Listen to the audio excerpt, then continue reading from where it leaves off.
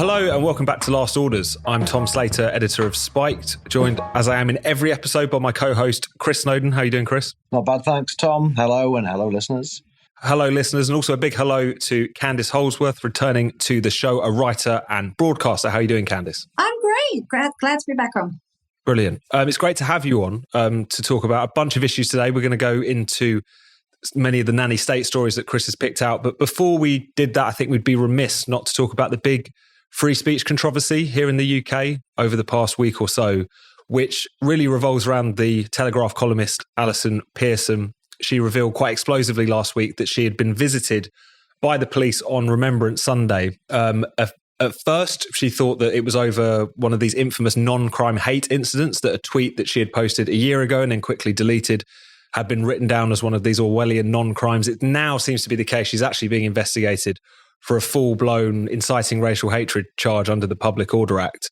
Candice, there's been a lot of discussion about what this means for the state of free speech in general, but what's your take on this particular case? It's such that we know about it. There's a lot of layers of secrecy in terms of how these things are investigated. Yes. I find it so fascinating. I mean, this is obviously, something that it's on Spiked we've been talking about for a really long time, particularly non-crime hate incidents. And those of us who've been involved in the gender critical debate know all about this, just how the police have kind of become this sort of militarized, social workers trying to police people's thoughts and feelings and expression. But I think it took the right moment for a story like this to absolutely explode. And it has with Allison Pearson at this time when people are so worried about the state of free speech in Britain. What we need to know, though, is we need way more information from Essex Police about exactly who reported this, why it was reported, what they're planning to do to it, and what was said to her when she was visited in Essex on Remembrance Sunday, because we've had a lot of conflicting reports about it. One of the things that I find really concerning, though, is there was a interview on LBC by the Essex Police Crime Commissioner, Roger Hurst, who seemed very blasé about the free speech implications of this case. I mean, he was very bumptious, he was sinister, it was kind of almost foolish. He seemed to think that a journalist being reported for a tweet was merely politically sensitive and, that they should still investigate things no matter what. When you actually look at how many real crimes like burglary and shoplifting and theft the Essex Police have solved, it kind of puts it all into stark relief what the police's what their preoccupations are, what they like to solve, what they want to be involved with. And I think what most people would prefer is that they just solve classic crimes and not be policing the tweets of journalists. No, absolutely. I mean, it's worth saying that over the course of the past couple of days, there seems to have been some reporting about what some of the details might be. Many of these details were not given to Allison Pearson, given the quite Kafkaesque way these things tend to be investigated. But there's someone who's claiming to be the original complainant who said that it was in relation to a tweet that Pearson had posted during the kind of pro-Hamas protests, to be brutally frank, that were going on around November 2023. And that it seems like there was an image of police in Manchester who were posing with some people who were waving the flag of a Pakistani political party, and that she clearly misinterpreted this as them holding up an Islamist or a Hamas flag or something like that, and referred to the police as siding with anti-Semites. The fact that she quickly deleted it would probably suggest that this was something that was pointed out to her and that it was then taken down quite promptly. But it's been interesting how people were latching onto that report as a reason to say, well, this proves that this is a storm in a teacup and the police should be going after it. Isn't the point, Chris, that even if people did disagree with what it is that she said, that surely shouldn't be a police matter? Well, I mean, given the number of pieces of legislation clamping down on free speech, I suppose you could say it should be a police matter. I mean, anything that's grossly offensive has been a police matter for decades in this country. It's just that's a bit of a movable feast, and it depends on how the police choose to interpret that, how the courts choose to interpret that, and ultimately the case law on it. And of course, the case law on this gets worse and worse every year as more and more people get prosecuted for these things. So, look, the non-crime element of it, which you're saying is apparently not. Yes, originally Pearson alleged that she'd been told it had been reported it had been put down as a non-crime hate incident. It seems like that was a misunderstanding, that this is actually something under the Public Order Act as essentially a form of incitement to racial hatred is what is being talked about here, which is obviously a lot more serious and significant, not least because it's actually a crime rather than these non-crime. Exactly, it's a crime rather than a non-crime, yeah. I was surprised to find out recently that non-crime hate incidents is just a term invented by the College of Policing about 10 years ago. I mean, yes, call me old-fashioned, but I think the police should not be getting involved in non-crimes. They should really focus on crimes, which apparently Essex police are not particularly good at doing, looking at some of their crime stats. I'm a bit puzzled, apart from anything else, how you investigate somebody, how you question somebody about something if you're not going to tell them what it is. I mean, what questions were they asking on Remembrance Sunday if they wouldn't explain really what she was being prosecuted for, and certainly what tweet they were referring to? It's hard to see how you can really get anywhere in an interrogation if you're not even going to give that information away. So, look, I mean, it would be nice to say that these things are made up by the police and all the Home Secretary has to do is tell the police to start enforcing the law. But as is usually the case, it's actually ultimately politicians to blame for passing a lot of very badly worded, loose and dangerous and illiberal legislation, which we shouldn't be surprised if people start using badly drafted legislation in an arbitrary and capricious way. And what do you think, Candice? Is the blame lie with the politicians, the police? Is there enough to go around? Yeah, I think a few people have said this, because I think Boris Johnson recently wrote about how sinister he found non-crime hate incidents in particular. And everyone said, but while you were Prime Minister, why didn't you do anything about it? Though I do know the two Home Secretaries, Suella Braverman and Priti Patel, tried to do something about it. I think the biggest problem was that they just tried to revise it in some way, tried to reform it, when actually probably that needed to be debated in Parliament and, in my opinion, got rid of altogether, because I don't think that in any way the police should be trying to police conduct or sentiment or anything of that sort. I wonder, though, how, and this is just me in my non-legal opinion, how Allison Pearson's tweet, if it is the alleged tweet in question that The Guardian mentioned, how that could rise to the level of incitement or in any way be a public order issue. I mean, it was just simply a mistaken tweet and it was deleted. She probably forgot about it. But I can't believe that things have gotten to this level now where something like that could even be considered by a police force as any form of incitement to racial hatred. I mean, you guys are very knowledgeable, obviously, about the hate crime laws and, how those can be stretched and people should be free to hate, essentially. But I don't understand exactly how this tweet, which was just getting a flag wrong, essentially, rises to the level of public order incitement. I mean, that is totally confusing to me. It involved the police, presumably. I mean, the picture had the police in it, and I think the police didn't like that. And maybe they thought it was incitement to hate the police or something.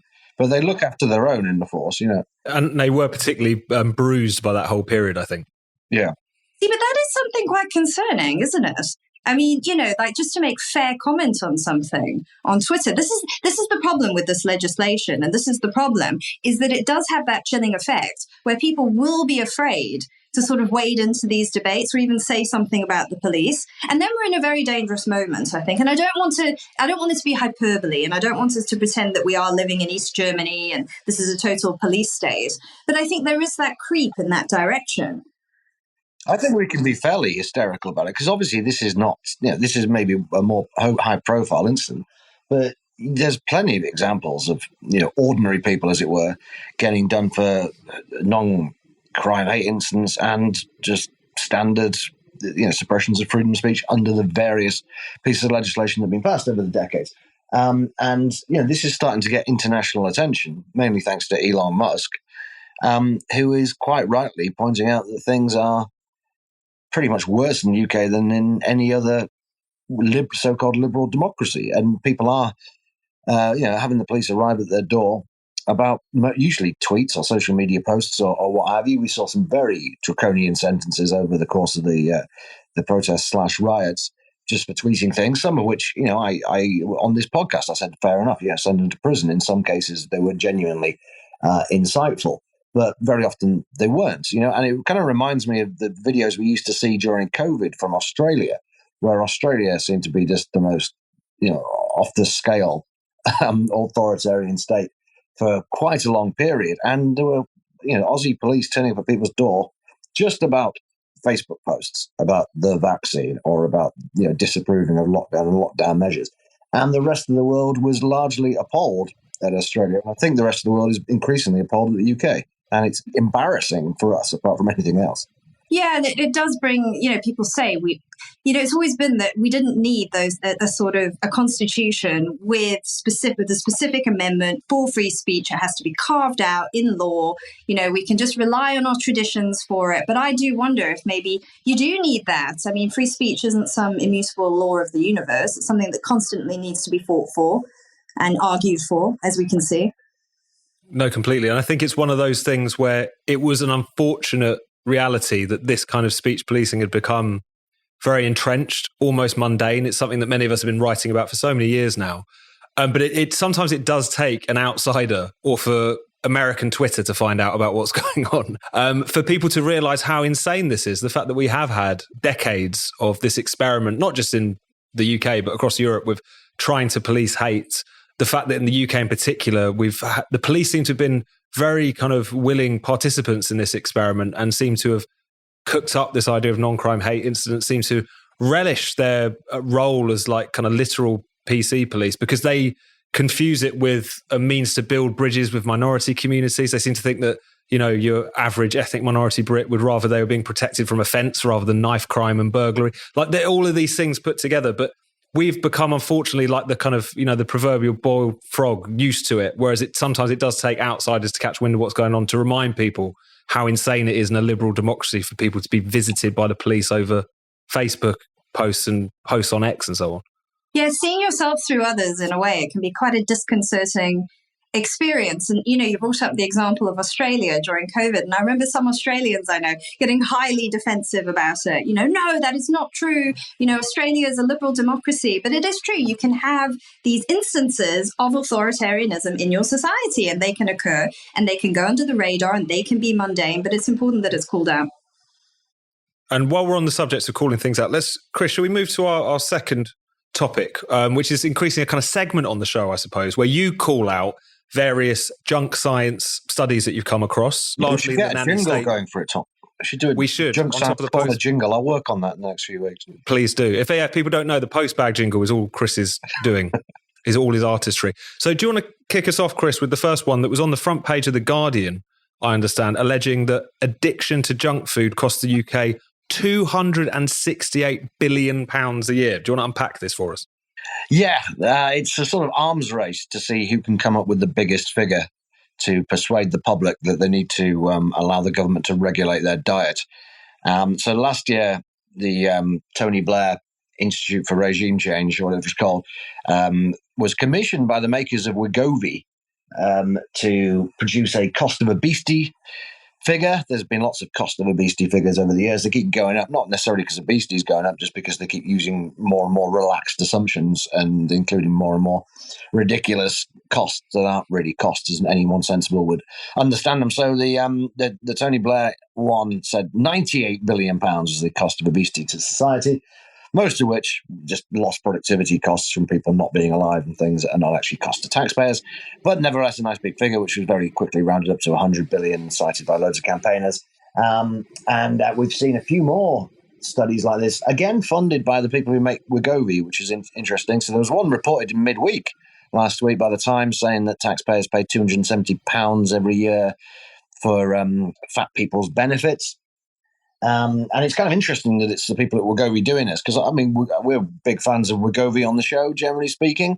It seems progress, but it is at the moment very expensive. And so in order to kind of justify governments prescribing this stuff, they need to make out that there's an even bigger cost of obesity. So you've got a bit of a Baptist and bootleggers coalition going on, with the pharmaceutical industry having an incentive to exaggerate the cost of obesity to society to justify prescribing the drugs. And then you've got the old-fashioned Puritans who just want to tax food and so on. And in this particular instance, this new study, the guy's very keen to show that the cost of everybody eating more healthily is lower than the cost of obesity, or the cost of bad diet, actually, or junk food addiction, if you're a Guardian journalist, because they believe that, wrongly, that healthy eating costs a lot more than eating junk food. So he got together a whole lot of figures.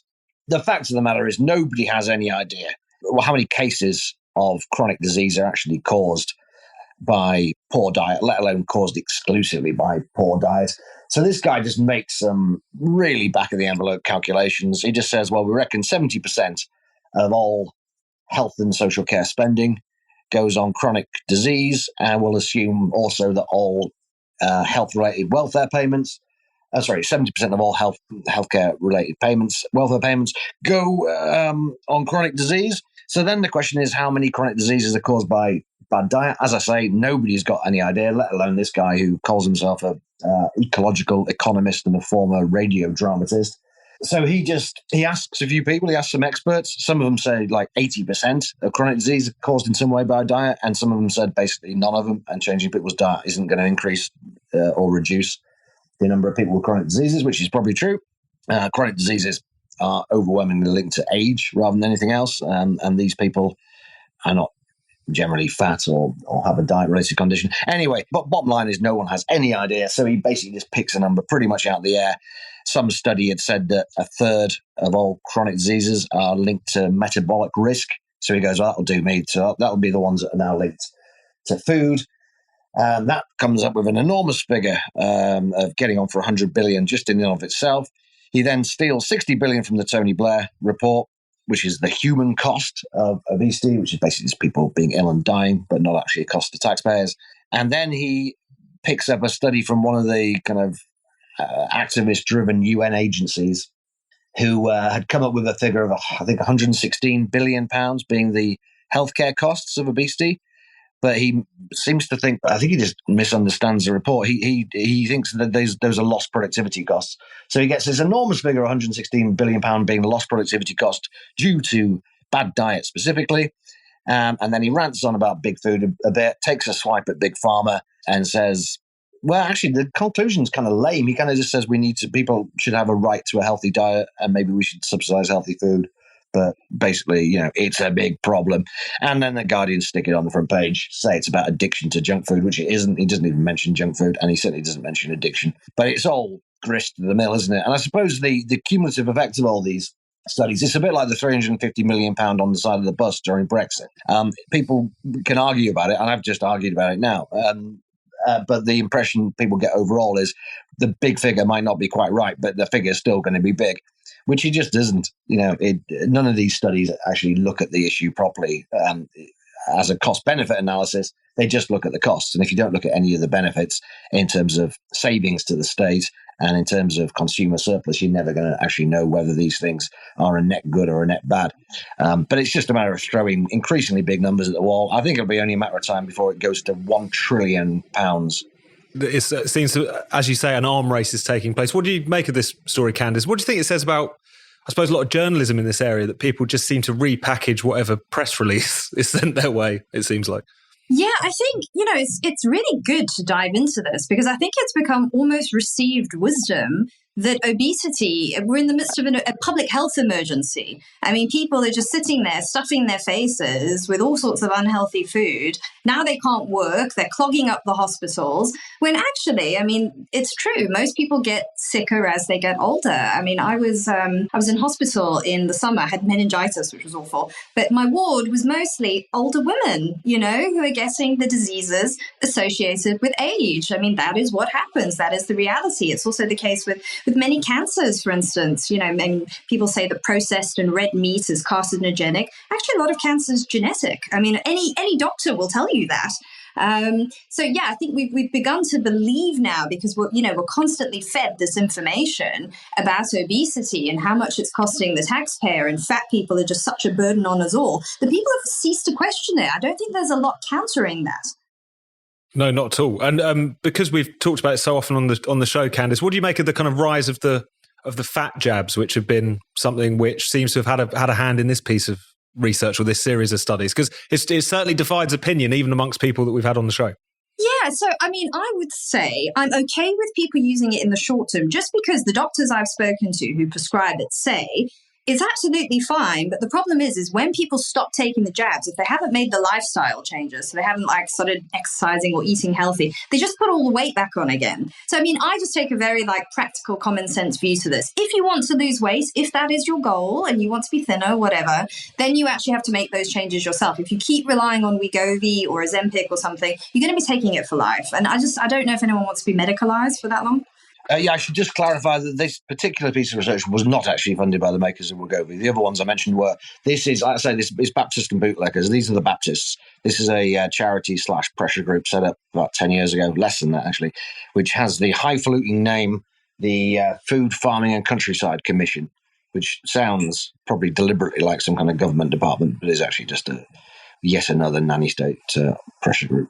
I find it really interesting as well, like this whole move now to make everything organic, everything, any type of processed food or junk food is deemed evil. You see the rise of all the trads trying to cook everything from scratch. And it's so true. Who is behind a lot of this stuff? We actually don't know.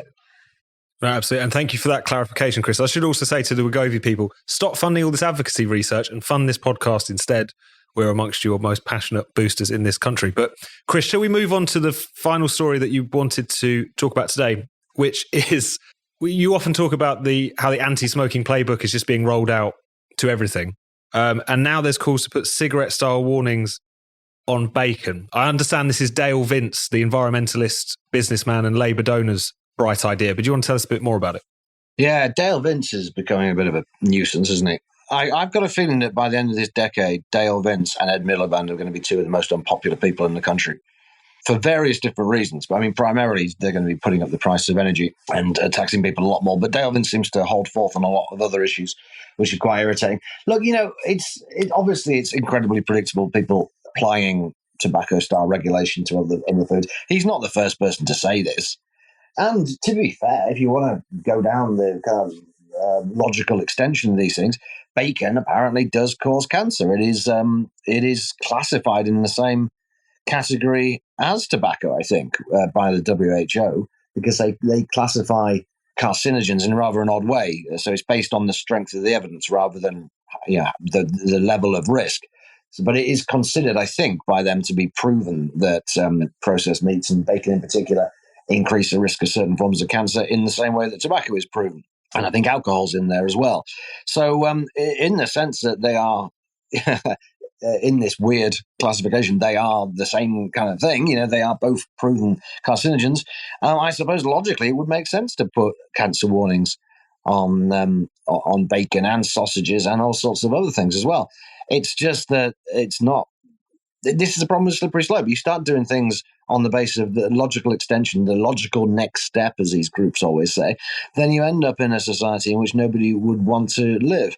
And I've got many problems with it, but one of them is just simply how boneheaded and unimaginative it is. Just to look at everything we've done with cigarettes over the years, bearing in mind that the overwhelming majority of the decline in smoking hasn't been down to things like labeling and graphic warnings and plain packaging, most of which have had a negligible effect, if anything, on consumption. Is to have, everyone knows it's bad for your price and tax has probably had an effect. But aside from that, the policies themselves have made really very little difference. And you can see this by looking at the smoking rate in America, which I think is now even lower than it is in the UK, despite having far less legislation of this kind.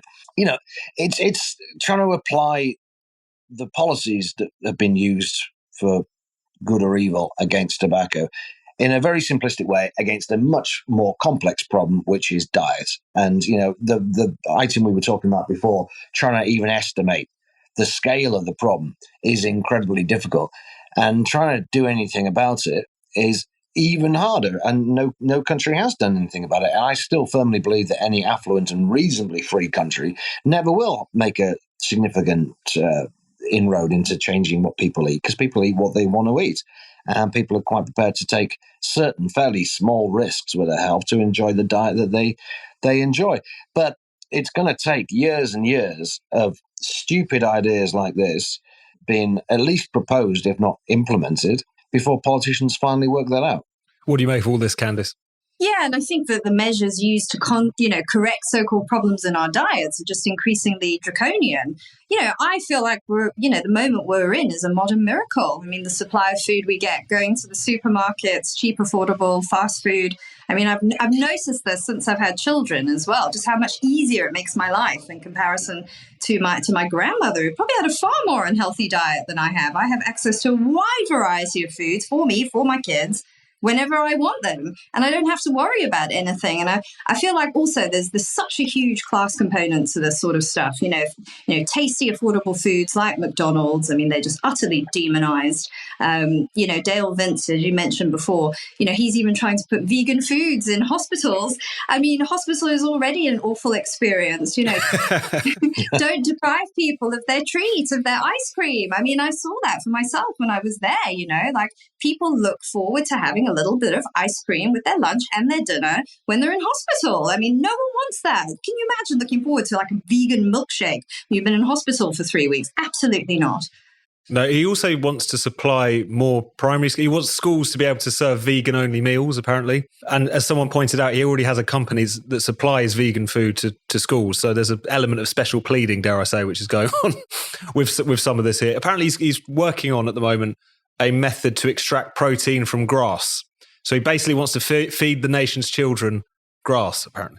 But isn't the vegan diet, as far as I know, there are issues with it. I mean, there are actually health issues with it. I mean, you don't get nearly enough dairy and protein from it. I'm sure I'm not wrong about that. Yeah, that's basically right. You don't have to look at a vegan to see that they're not very healthy.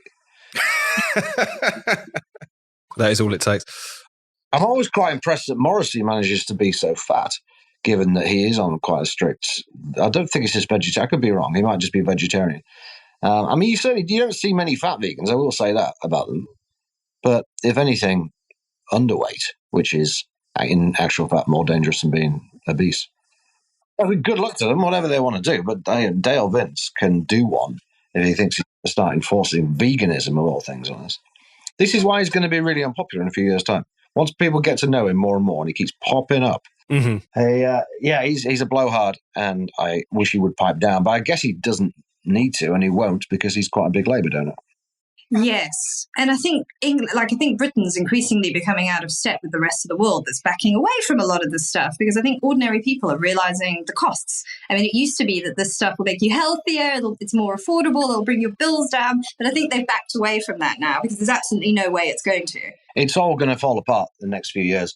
The target of decarbonising the entire electric grid by 2030 is just such a bonkers thing for any politician who's still going to be around in 2030 to say, let alone someone who's going to be Prime Minister certainly in 2029, I guess, when they're obviously going to get absolutely nowhere near this. And all the things required to make it happen, heat pumps and electric cars in particular, have gone from being quite unpopular to being really very unpopular as people start having to use them.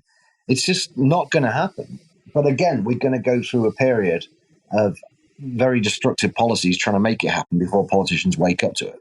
Yeah, and this just happened in South Africa. I don't know if you know much about their blackout crisis. I mean, they've parked decarbonisation now, and they're focusing very pragmatically on energy security. I mean, they just had rolling blackouts until eventually they decided we have coal and we're going to burn it.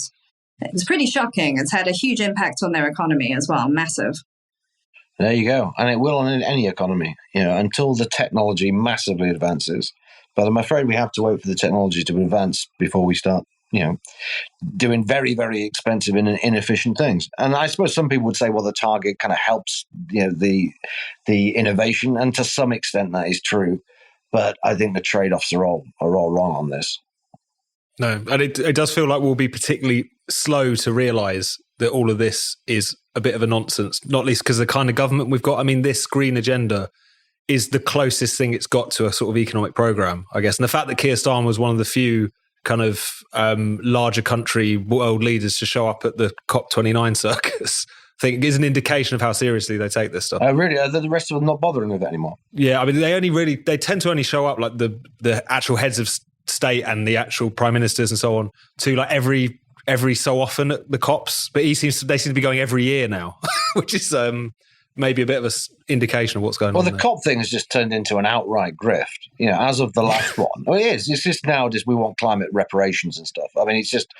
That and the host country using it as an opportunity to sell oil and gas. Yeah, right. Yeah. Yeah, he stood up at the beginning of COP saying it was given to us by God. What was? Oil and gas. Oh, really? Yeah. Fantastic. It does seem to be like every year they just show up and they say, yes, of course, we should keep 1.5 live. Would you like some oil while you're here? Like that just seems to be the... Well, it's true. They said they've been doing deals. I mean, obviously I have no problem with that, but it's so true. Like, I mean, this is sort of, it does remind me of the sort of ancient days of the Catholic Church. You know, you give this pretense of believing in the climate dogmatism while, you know, in private, making the deals that really matter.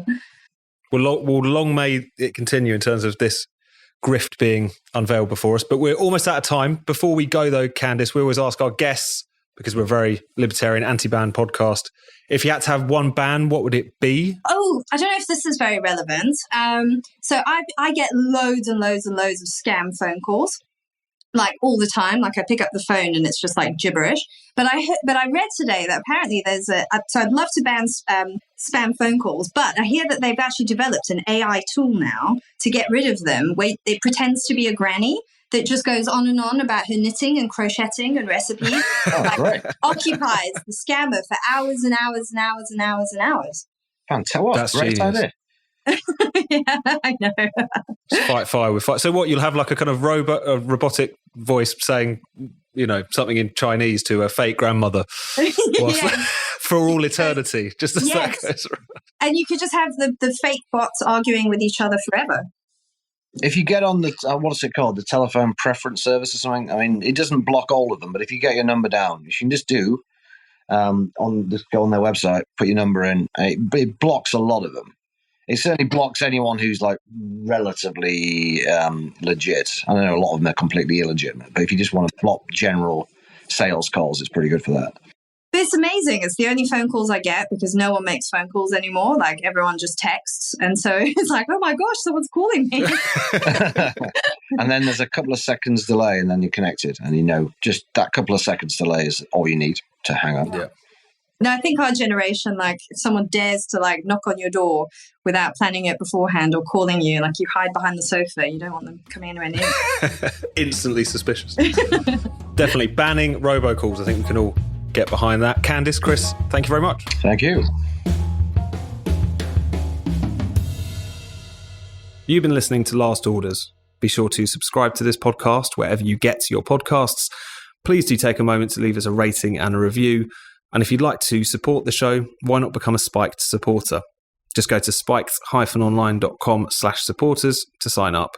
That's spiked-online.com/supporters.